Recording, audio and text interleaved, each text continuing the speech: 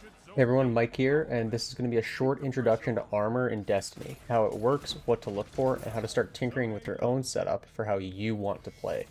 This is not an in-depth look into every single part of the armor and mod system in Destiny 2. It's meant as a beginner's guide for those who are just getting into Destiny. Maybe you just hit the soft cap and are starting to care a little bit about your gear. Maybe you've come from COD where customization is a little bit different. Maybe you just did your first dungeon or raid and noticed some different things. People having their super for more often than you. People running faster than you, people seeming to stay alive longer than you, even people doing more damage than you. There's a lot of factors that can make those things true, but armor and mods can be a big one. Your armor and the systems surrounding it are a lot like setting up a loadout in Warzone. You don't have to do it to get kills, but if you know what perks you want, what works good for your playstyle, you'll be way more successful. Let's dive in. Destiny has 6 stats that govern basically every cooldown and ability that you have in the game, and they're all displayed on the right-hand side of your character select screen. They are mobility, resilience, recovery, discipline, intellect, and strength. Mobility dictates your movement speed and maximum jump height. In the case of mobility in particular, this actually just means your walking and strafing speed and the height of your first jump. So not the double jump, but the initial press of the X or the A or the space bar, that jump height, as well as the regular walk and strafe speed. So sprint speed isn't affected, but this will make you move faster and jump a little bit higher. Resilience dictates how many bullets you can take before you die. Recovery dictates how fast you regenerate health after taking bullets. Discipline governs your grenade cooldown, so how fast your grenade ability comes back up. Intellect does the same, but for your super, so your super cooldown. And melee does the same for your melee abilities, so how fast your melee comes off of cooldown. Some of these stats also have individual benefits depending on what class you're playing, because your class ability is governed by a particular stat based on the class itself. So for hunters, the cooldown on their dodge ability is handled by the mobility stat. For titans, the shield that they put up is governed by resilience, and for warlocks, the cooldown on rift is handled by recovery. So each of these 3 stats also has a particular impact on hunter, titan, and warlock, depending on what the stat is. Every piece of armor in the game, whether it's exotic, rare, legendary, whatever the case may be, has stat totals listed in its summary when you mouse over it. So if you look at it, for example, for this chest piece that I have, it has 32 mobility, 12 resilience, 23 recovery, all those kinds of numbers, and they all add up to the stat totals that you see in the smaller summary of my character. And each piece of armor rolls with different stats and different totals. You can see not just the numbers themselves on the individual bars are different, but the total number of stats at the bottom as well. This chest piece has 62, this chest piece has 58, those kinds of things. These are the things that you're going to start looking at when you start to really figure out what armor you want to keep and what armor you're okay to scrap. Now, when you hover over an individual stat, you're going to notice both the total number and the tier of stat that you're in. Although the numbers themselves are individualized, stat bonuses actually work on a tier system in bases of 10, so 10 to 20, 20 to 30, 30 to 40, etc. 31 and 35 in a given stat, for example, give you exactly the same benefit. It's not until you go up to the next tier, at 40 in this example, that you'll see a new benefit in terms of cooldown. And in the hovered view, you can see the benefit for your current tier as well as the next tier. So if we use intellect as an example, for the current set of armor that I'm wearing, my current cooldown is 352 with 93 intellect. I'm in tier 9. If I go to tier 10, my cooldown goes down to 348. If I went down to tier 8, my cooldown would become slower than 352. These tiers are what you're going to be thinking about when you're building, when you're adding mods. More on that in a second. Now you might be thinking, Mike, that's a lot of information, that's great, but how do I know what to prioritize? How do I know what pieces of armor to even keep when I'm starting to look at this stuff? And keep in mind that the advice that I'm going to give is very general. Ultimately, a lot of this decision making comes down to your playstyle, what kind of content you're doing, how you like to do it. But in general, I would say when you're starting out, hold on to any armor that you have that has 60 or more total stats on it. You can put it in your vault if you're already wearing armor you like, but it'll help you keep your options open later down the line. 60 to 70 stat armor is on the higher end of totals, meaning you have more numbers to play with. More numbers means more options. Life is good. There's a couple sources in the game that are more inclined to give you higher total stat armor. In PvE, things like dungeons and raids generally drop higher stat totals. In PvP, you're looking at Iron Banner and Trials, generally speaking. That's not to say higher stat totals can't drop from other sources, but those sources in particular are specifically tweaked to try and give you higher stats. In terms of stats to prioritize, that's up to you, but it's commonly accepted that recovery and intellect are universally good stats to prioritize starting out. More intellect means more super more often. Supers are good, supers are fun, supers get games won. Recovery helps you get your health back faster when you take damage, so gets you back into engagements faster. In PvP, that's going to help you with whoever you're dueling against. In PvE, it means you have to spend less time in cover, more time clearing ads, taking out a boss, whatever the case may be. Additionally, the mods for recovery and intellect are more expensive than other stat mods. So it's cheaper for you to be able to make up differences or deficiencies in other stats than it is to make them up for recovery and intellect. But Mike, you haven't even talked about mods yet. Professional segue. Let's talk about mods.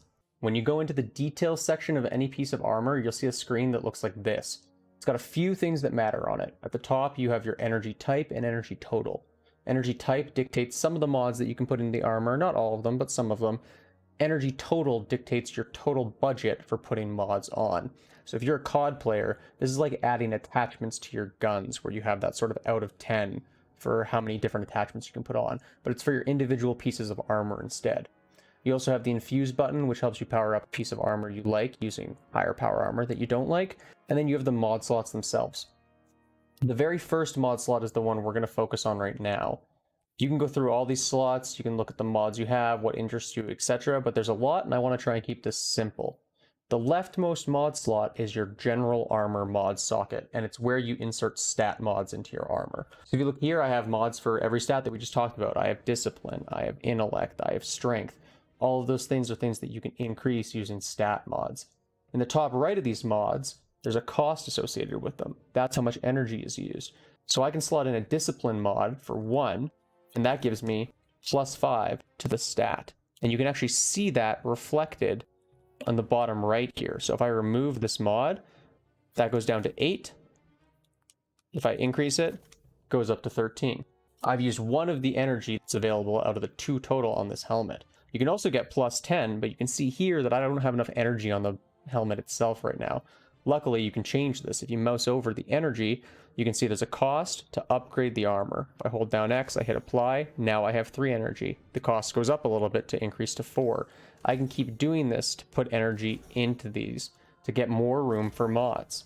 Getting all the way to 10 is called Masterworking the armor, and not only gives you 10 energy to work with, but it also gives you +2 in every stat. You can see that in the bottom right here, dictated by the gold bars next to the stat bars. That means that if you masterwork all your armor, all 5 slots, you're going to get an extra 10 in every stat. Don't worry about masterworking when you're starting out, but once you find a set that you can like really settle down with and love, it's worth investing all the way up to the 10 to get those extra stats.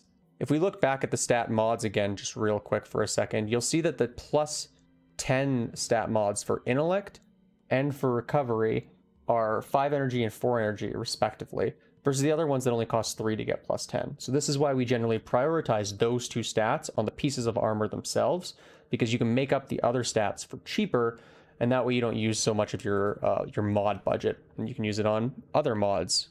There are a ton of mods that do a ton of different things. For example, you can see on my arms here, I actually have a mod that increases the speed with which I can reload hand cannons. So when I'm in PvP, I have to reload my hand cannon a lot because I'm a serial reloader. This helps me do that faster. Tons of different mods you can play around with. Just go through and look at them. You can get them from drops in game. You can buy them from Banshee or from 801. Tons of different options for you to explore as you start to dive into the system a little bit more. That's actually basically all there is to the armor and stat explanation that we're going to do today, but I want to take an extra minute or two to talk about champions, the seasonal artifact, and how it uses the mod system together. Champions are extra hard enemies that appear in high-end PvE content, higher difficulty nightfalls, raids, etc. They are very tough to damage normally, but there are special mods that come from the seasonal artifact that makes them much easier to deal with. Look at the difference between when I shoot a champion with no mods equipped, and now look at what happens when I stun the champion and start to damage him with the mods that we needed to use.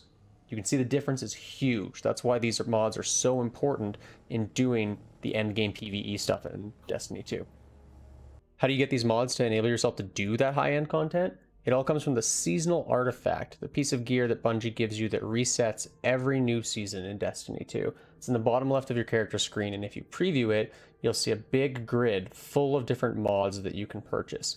The left column is probably the most important one because it deals with champions specifically. It shows you what types of weapons you need to use to deal with champions for that season. So for example, anti-barrier auto rifle, This means that for this season, you need to have an auto rifle equipped and this mod equipped to deal with anti-barrier champions. Overload bow for overload champions. Unstoppable pulse rifle and unstoppable sidearm for unstoppable champions. And then overload sword as well at the bottom. I'm actually not going to unlock that one right now. But it shows you sort of what items and weapons you need to keep in mind when you're looking to do some of this high-end content. And not just for champions, but there's a ton of really, really powerful mods buried in here too. So I encourage you to go look at your seasonal artifact and really see what's lying around. In particular, for Season of the Lost, fusion rifles are an example because they're the strongest boss damage weapons in the game now, and that's specifically because of the mods in the seasonal artifact. So if I unlock enough mods to get all the way to the final column here, you'll see a mod called Particle Deconstruction. It says here in the description that it's a class item mod. If I unlock that, I can go to my class item and I can equip it for 7 energy. I equip it, and now I get a damage bonus for when I use fusion rifles or linear fusion rifles. This is what makes these weapons in this season melt. And Bungie's been doing this for a few seasons now, where they'll set the meta for what does the most boss damage based on the seasonal artifact. So it's important to get in there and play around with the different mods. You can even go and reset your seasonal artifact if you want to pick different mods later on down the line. So you have a little bit of flexibility. There's just a glimmer cost associated with it. That's actually all we're going to cram into this video. As you play more, you'll start to figure out what works for you, tinker with stats, tinker with mods, but this is enough information to elevate your play to the next level, whether you're bodying people in the Crucible, raiding with your crew, or just playing solo, whatever the case may be. Thanks for watching. If you like this video, hit the like button and I'll make some more newbie guides.